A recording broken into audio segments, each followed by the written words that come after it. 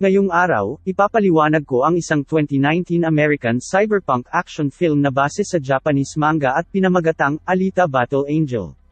Sa taong 2563 ang sibilisasyon ng tao ay nabago dahil sa naganap na digmaan 300 taon na ang nakakaraan.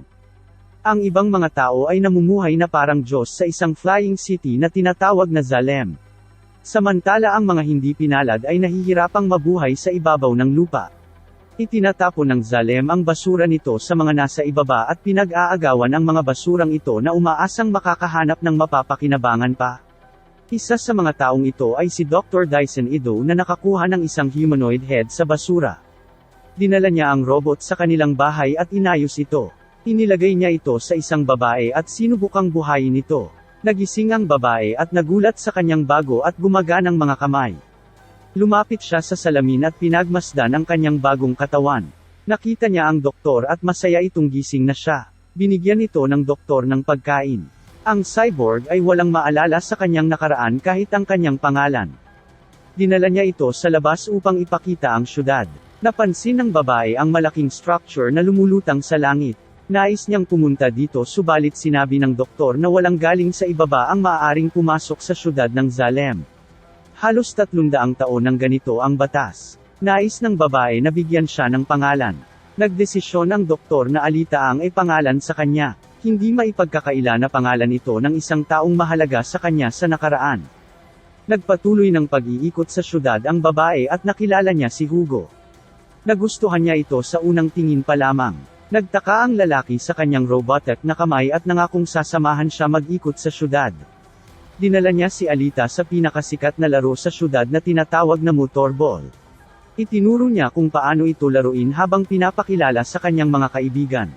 Nag-umpisa silang maglaro at natutunan agad ni Alita kung paano ito kontrolin habang paulit-ulit nilang ginagawa. Nagawa niyang ma-master ang mga galaw at nakuha ang bola sa isang player kaya't bumagsak ito. Madaling nakascore si Alita habang sinisigaw ng mga tao ang kanyang pangalan.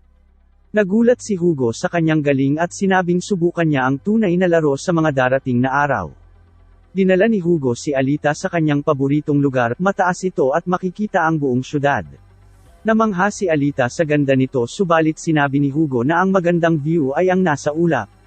Nais ni Hugo na makarating sa Zalem at gagawin niya ang lahat upang matupad ang kanyang pangarap. Kinagabihan ay hindi nakatulog si Alita. Iniisip pa rin niya ang mga oras na kasama niya si Hugo. Napansin niya na lumabas ng bahay si Dr. Ido dala ang isang malaking suitcase.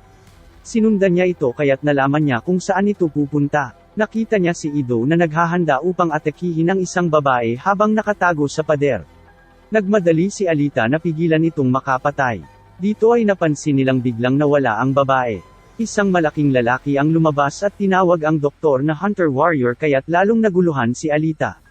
Isa pang lalaki ang tumalon mula sa rooftop at tinakot ang dalawa. Inatake ng doktor ang cyborg at naputol ang isang kamay nito. Nakabawi ang cyborg at tinamaan nito si Ido kaya't bumagsak ito. Biglang tumalon ang babae sa kalaban at natumba ito.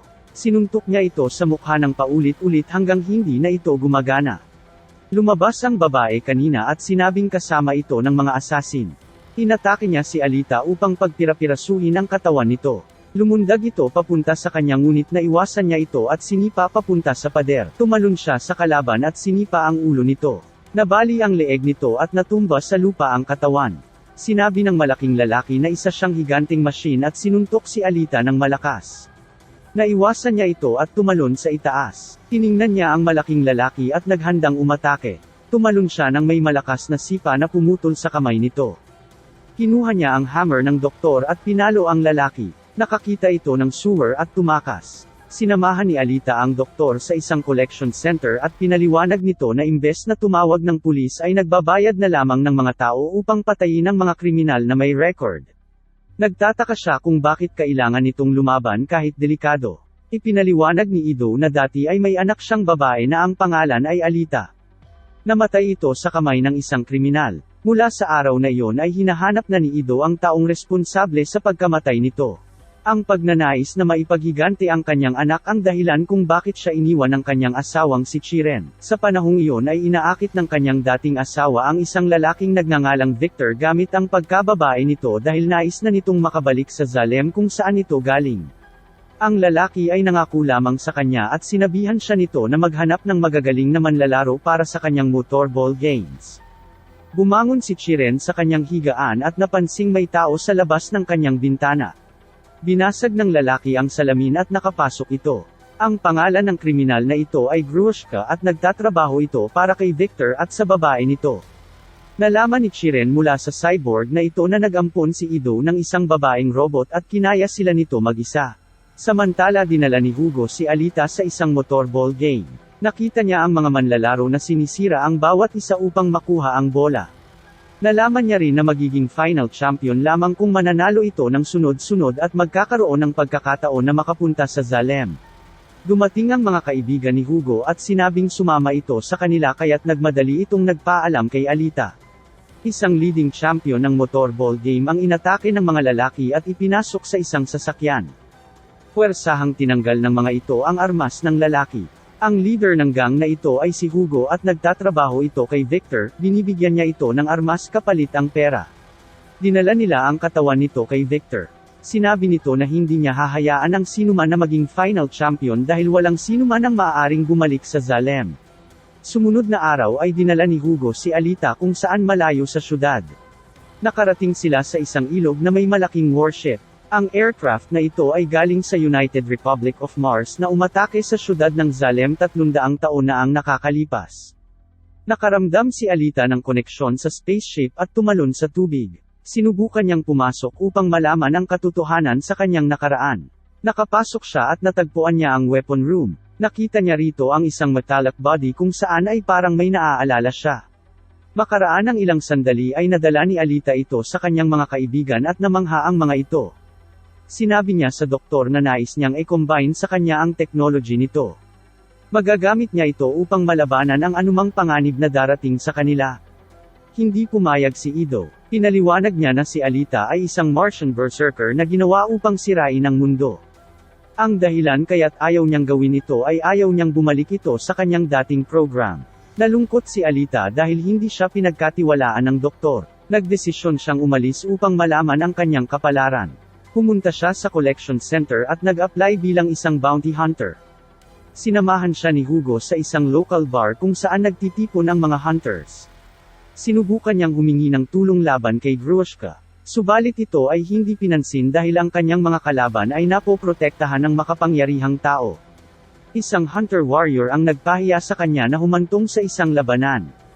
Natalo niya ito at pinalipad sa kwarto. Sinabi niya rito na hindi ito marunong gumamit ng espada na isang Martian technology.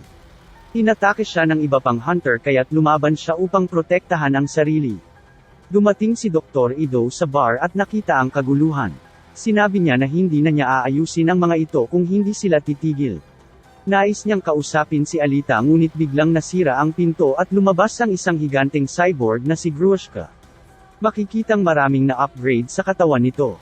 Inatake nito si Alita gamit ang bago niyang armas kaya't umatras ito. Sinabi ni Grushka na sumunod sa kanya si Alita. Tumalon ito sa sahig at dumiretso sa sewers. Sumunod siya at nakarating sa isang underground structure na puno ng basura. Nakita niya ang cyborg at inatake niya ito. Sinipa niya ito ng malakas subalit hindi naputol ang kamay nito dahil sa upgrade. Ginamit ni Grushka ang kanyang grind cutters kaya't tumakbo si Alita. Naiwasan niya ang mga ito at inatake ito sa mukha. Ang mga bagong parts ni Grushka ay matitigas kaya't nahirapan si Alita na labanan ito. Ginamit niya ang kanyang final attack. Tumalon siya papunta rito subalit ang mga grind cutters ay papalapit na sa kanya. Nagkapira-piraso ang kanyang katawan bago pa niya naabot ang kalaban. Nilapitan ito ni Grushka at tinatawanan ito dahil pilit pa ring bumabangon gamit ang isang kamay. Ginamit niya ang kanyang huling lakas at umatake gamit ang isang kamay. Tinamaan niya ito sa mata. Sumigaw ito ng malakas at sinubukang tapusin na si Alita. Bago pa niya ito magawa ay dumating ang doktor at team nito. Napa-atras nila ang cyborg gamit ang pinagsamang mga atake. Dinala ni Ido ang katawan nito sa laboratory at nagdesisyong gamitin ang kanyang Martian body dahil ayaw na niyang makitang nasasaktan nito. Hindi nila inaasahan ang resulta nito nang ipakita niya ang kakaibang mga kakayahan. Samantala dahil hindi nagtagumpay si Grushka ay nagdesisyon si Nova na gumamit ng ibang strategy laban sa babae. Nakipagkita siya kay Hugo at nagtanong tungkol sa kanyang kaibigan.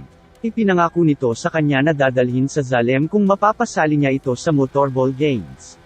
Kinaumagahan ay kinumbinsi niya si Alita na sumali sa laro. Sinabi nito na magkakaroon sila ng malaking pera at makakapunta sa Zalem. Hindi nag-isip si Alita at pumayag ito. Hindi niya alam ang tunay na intensyon ni Hugo.